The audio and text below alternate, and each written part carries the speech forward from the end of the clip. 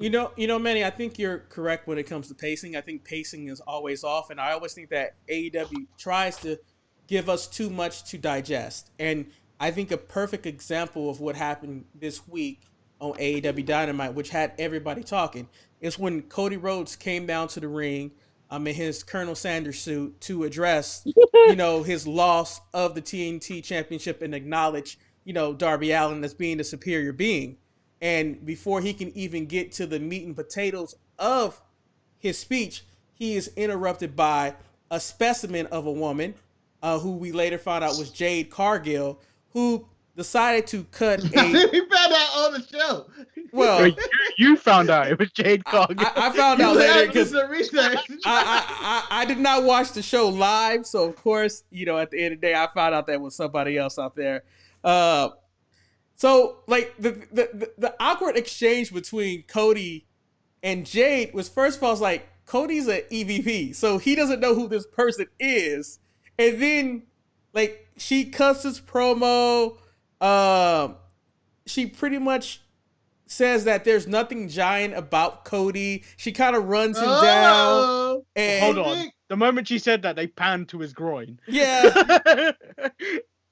And I feel like you had a womp womp. I mean, she says that she's nothing to be played with, and then she walks to the back. And then at this point, it's like, okay, this just happened. And then all of a sudden, Brandi comes from backstage, and she's full of spite and spice and vigor. She says, who told your ass to come out to here? You ain't gonna come out here and disrespect my man, and you come out when I tell you to come out. So in other words, she kind of puts Miss Cargill in her place. I thought at this point this was a good enough segment that it should have ended right there. Like, we should have went to commercial break. We should have let us digest what just happened, but we didn't get that. Marcus, the opening part, did you enjoy Cargill's debut from Brandi's roasting her? Did you enjoy this whole situation? Well, let's not digest that Shaq is somehow involved in all this. Shaq is somehow involved in this. Yes, I forgot. Which, Shaq first of all, none of us need. I need it just for the TNT team, just to crack jokes on Shaq doing bad moves and stuff, and just roasting him. I feel like that's what's this is gonna come from this, and I'm all for that. Like, I enjoyed the segment, to an extent, like you said, all the way up until the end. Now, I'm talking about past the Brandi part, the FTW team coming out the attack. I didn't need that part. Did you guys freeze? No, we were just listening to you, Marcus. Yeah. We were listening. You guys just looked stuck. And I was like, oh, shit. I'm just talking to air. But no,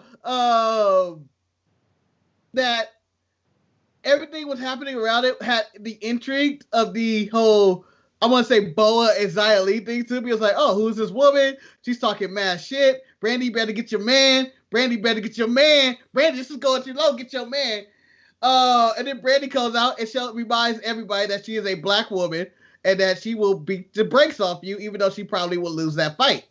I enjoyed it, but on the internet, I believe I saw reports of people saying that this is racist. This is stupid, and that they really have to play Brandi up like this. Like, I was like, this is stupid. This is the stupidest thing ever. Like, yes, on the Untitled Manny and Marcus show, Manny, you said Brandi looked like a white girl playing a black woman. I believe that is your quote. And no, I believe I said it was reverse white chicks. Yeah, it was reverse white chicks. So I can see that, but I also enjoyed it, in which it was like, you know what, Brandi cut a hell of a promo, and it was entertaining to me. That's all. Manny, going to you. What about you? Overall impression of this segment? I kind of enjoyed it. This was probably the best thing Brandi has done on AEW, other than getting choked out, which was the funniest thing I've ever seen in my life. It was like, but the real question is, Eric, as you're the only one married on this show, at what point during this entire promo would the Sharpie wife, your wife Shantae, come out to save you? can I frame the question better? we are going down to our black woman analyst, Eric, who is married to a black woman. Eric, how did you feel about the segment, and was it authentic? At this point, the authenticity, I can't even say the word of it was. It's at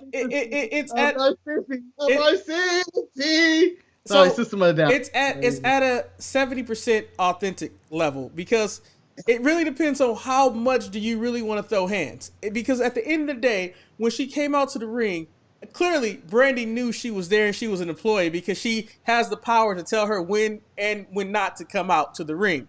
I felt that the verbal lashing was appropriate, and that's what would have happened.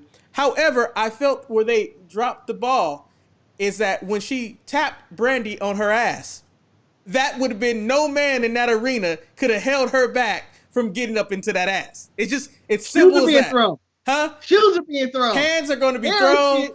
Weaves are everywhere. Yes. So what you're trying to say is Jerry Lynn shouldn't have been the only person being able to stop that. Exactly. Jerry Lynn couldn't handle that. Jerry Lynn can handle a real black woman fight. The one thing I've learned, Manny, let me give you some advice. Never get in between a black woman's rage. You just don't get in between, because you're going to end up getting hurt. And we don't need to get hurt. But Jerry Lynn would have got his ass beat in a real black woman fight if they would have started throwing hands. Jerry Lynn would have survived that. Eric, you didn't answer the question. At what point during this promo, if you were Cody Rhodes and Sharpie wife was Brandi, what point would she have come out to help you? I don't think she would have helped me in this situation, because I wouldn't pay no attention to that person, because no. Eric would have got cussed out before, and she was like, "Why you encourage her?" Eric's like, "I'm just out here in this white suit. Why you dressing like Colonel Sanders then?" You encourage her to come out here. I'll beat your ass too. I don't think, Marcus, I think you're getting me confused with Montez Ford and Bianca Belair. But Marcus, I know. But I'm just saying, you would have got some of the blame in this. I think the black man in this would have got some of the blame. Why you encourage her? Because she was talking a long time before you even said anything. You let her finish. You ain't never let me finish the conversation. And then on top of that, how she know if you a giant or not? That ain't none of her damn business. Stuff like that. You know that. But for me, I think right there. I think the problem with this whole entire segment, which really took a lot away from it, is when at the end, when you had Team Taz, aka FTW team, I'm not really sure what their name is called, because earlier Brian Cage defeated Matt Sydal. They get into the ring, they attack Cody. Next thing you know, Darby Allin comes down to save Cody, and then Will Hobbs only shows up with a chair and take off his shirt to help Cody, and then they all shake hands, and I'm just like, why did we have this happen? I didn't need that. Will Hobbs is the worst dog you can have. Like, you there getting your ass whooped and your dog comes out late to do the attacking. Like, oh, now you show up. No, Marcus. You're the worst fucking dog ever. Marcus, I think the better example is that your dog start barking after the person that stole everything out your house. They had broke in already, and now your dog would have barked like why do you bark when they were in the house? Like, he does it every week, and I'm like, man, they need to get the dog. Like, it is a terrible dog. Like, that's what Will Hobbs. I'm so sick of him running around with the chair, going like, come on. No, man, show up on time. He hasn't actually done anything with that chair yet, either. Like, on Full Gear, he missed. Full Gear, he missed when Moxley was getting attacked by, who was it? The Inner Circle or MJF or Warlow or something like that? It was Team Taz still. It's always Team Taz. Bunch of gangs. Yeah, and he's like, I'm swinging the chair. Like, he did nothing there either. For Darby Allin to have his thumbtack jacket and scare Team Taz off, I'm going like, I still whoop his ass. Thumbtacks only sting, man. I'll still beat that ass. I'll beat that ass, Darby.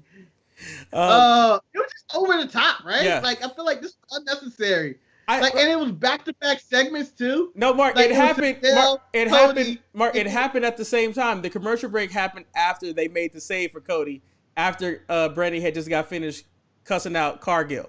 But I mean, the Sydal and Cage match was the match before. Yeah. It went Cage and Sydal in a match that I thought went way too long. No, Cage and Sydal opened the show. Yeah. Yeah, this was the next segment. And then Cody followed.